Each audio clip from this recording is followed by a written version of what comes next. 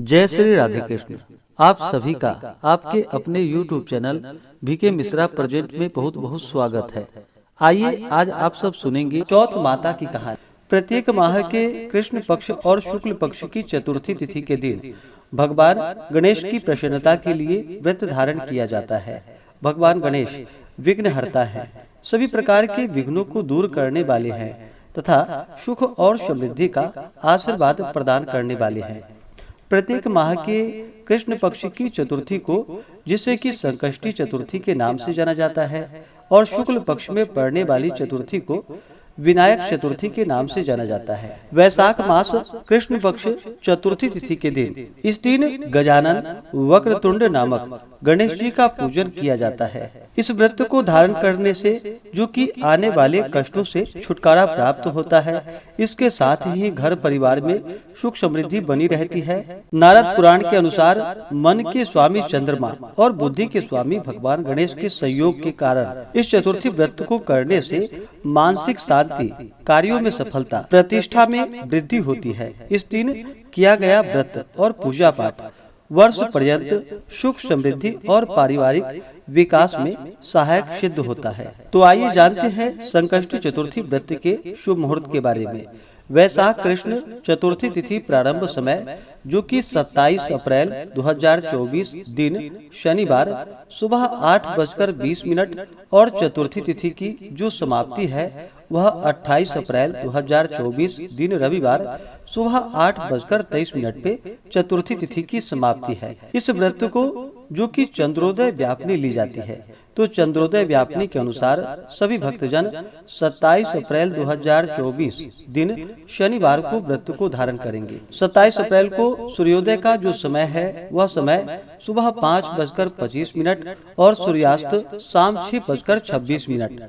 चंद्रोदय यानी कि चंद्र दर्शन का जो समय होगा वह समय रात्रि 9:50 और चंद्रास्त जो कि सुबह 7:23 पे चंद्रमा अस्त होंगे। तो रात्रि 9:50 पे 27 अप्रैल को चंद्रोदय का समय है, चंद्र दर्शन का समय है। तो इससे पूर्व ही स्नान आदि करके शुद्ध वस्त्र धारण करके भगवान गणेश जी का, साथ में चौथ माता का, जिसे कि माता दुर्गा का स्वरूप माना जाता है, तो इनका पूजन करना चाहिए।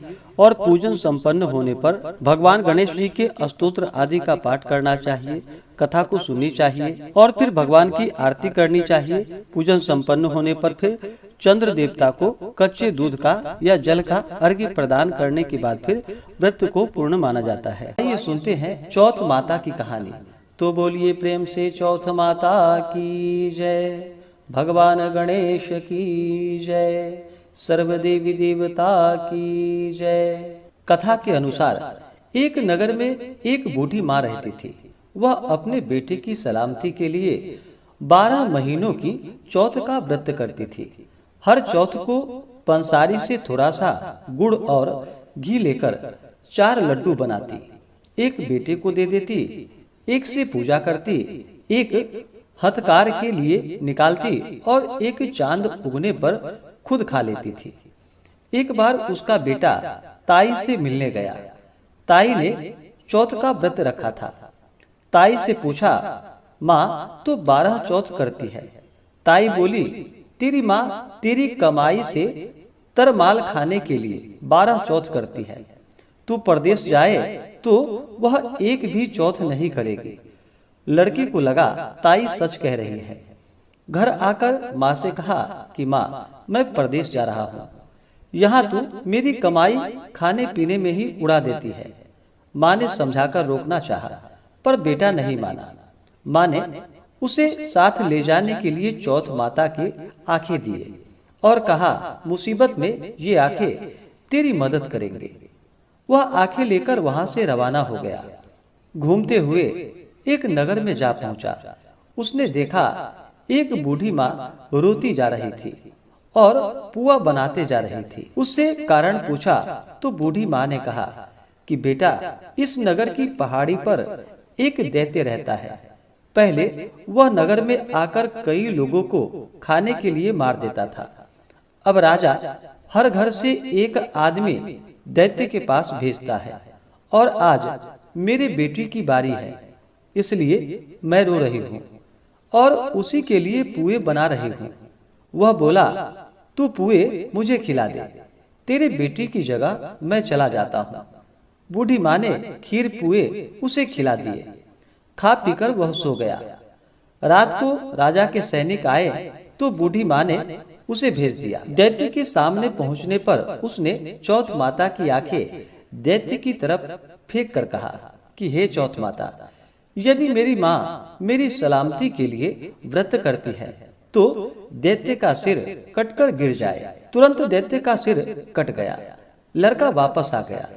राजा उसे उपहार देकर वहां से विदा किया। चलते हुए एक दूसरे राजा के नगर में वह जा पहुंचा। इस राज्य में आवा तभी पकता था जब एक इंसान की बलि दी जाती थी। सिपाहियों ने उसे पकड़ लिया और आवे में चून दिया। लड़के ने आंखें आवे में डाले और कहा कि हे चौथ माता, यदि मेरी माँ मेरे लिए व्रत करती है तो आवा मेरी बलि के बिना ही झट से पक जाए। आवा तुरंत पक गया। आवे में से मिट्टी की जगह सोने चांदी के बर्तन निकले। अंदर से लड़का बोला, बर्तन धीरे धीरे निकालना, मुझे लग नहीं जाए। राजा ने उसे निकलवाया और पूछा कि इस आवे से तुम कैसे बच गए। लड़के ने बताया कि उसकी माँ चौथ माता का व्रत करती है, व्रत के कारण ही वह बच पाया। राजा को विश्वास नहीं हुआ। उसने एक चांदी की सुराही मंगवाई और कहा कि तू सुराही की नली से निकल कर दिखाओ, तभी मुझे विश्वास होगा। लड़के ने चौथ माता को याद करके आंखें सुराही में डाल दी और कहा कि मैं भंवरा बनूं, सुराही से निकलूं। लड़का भंवरा बनकर सुराही से निकल गया। राजा ने खुश होकर राजकुमारी की शादी उसके साथ करवाई और सभी लोग को चौथ माता का व्रत करने को कहा। उसे माँ की याद आई। उसने राजा के पास जाकर खुद के नगर जाने की इच्छा जाहिर की। राजा ने रथ, घोड़ा, हाथी और खूब सारा दान दहेज देकर उन्हें विदा कर दिया। चौथ के दिन अपने नगर पहुंचा। वह अकेला पंसारी के यहाँ माँ का इंतजार करने लगा। सोचा, चौथ है तो माँ यहाँ जरूर आएगी। थोड़ी देर बाद लकड़ी टेकती हुई माँ आती दिखी।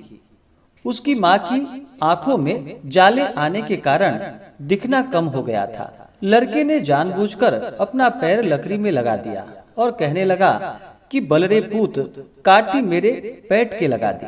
माँ ने उसे नहीं पहचाना और कहने लगी, भैया मुझे चाहे कितनी भी गाली दे दो, पर मेरे बेटे को कुछ मत कहना। बेटा माँ के चरणों में गिर पड़ा और कहा, माँ मैं तेरा ही बेटा हूँ, मुझे माफ कर दो।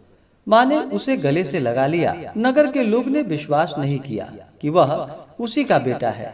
बूढ़ी माँ ने चौथ माता को याद करके कहा कि हे चौथ माता, यदि मैं अपने बेटे के लिए व्रत करती हूँ तो मेरे स्तन में दूध भर जाए और उसकी धार मेरे बेटे के मुंह में गिरे। माँ के स्तन से दूध की धार निकलकर बेटे के मुंह में गिरने लगी। लोग चौथ माता की जय जयकार करने लगे। उस नगर के सभी लोग चौथ माता का व्रत करने लगे। हे चौथ माता, जैसे बूढ़ी माँ और उसकी बेटी की सहायता की, वैसे हमारी भी करना। कहानी कहने, सुनने और हुंकारा भरने वाले पर अपनी कृपा बनाए रखना। तो बोलिए प्रेम से चौथ माता की जय, भगवान गणेश की जय, सर्वदेवी देवता की जय। इसी प्रकार से जो भी भक्त सच्ची श्रद्धा के साथ, नियम और निष्ठा के साथ प्रत्येक मास की चौथ का व्रत धारण करते हैं, इस दिन भगवान गणेश जी का पूजन करते हैं, चौथ माता का पूजन करते हैं और फिर चंद्र देवता को अर्घ्य प्रदान करते हैं। इससे भगवान गणेश और चौथ माता प्रसन्न हो करके अपने भक्तों के सभी प्रकार के दुख और कष्ट को दूर कर देती है तथा सुख और समृद्धि का आशीर्वाद प्राप्त होता है। तो आशा करता हूँ कि यह जानकारी आपको अच्छा लगा हो।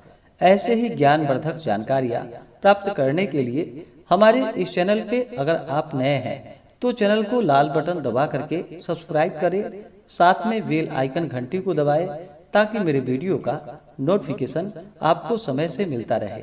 वीडियो को लाइक करें, शेयर करें। सुखी रहें और स्वस्थ रहें। जय श्री राधे कृष्ण। धन्यवाद।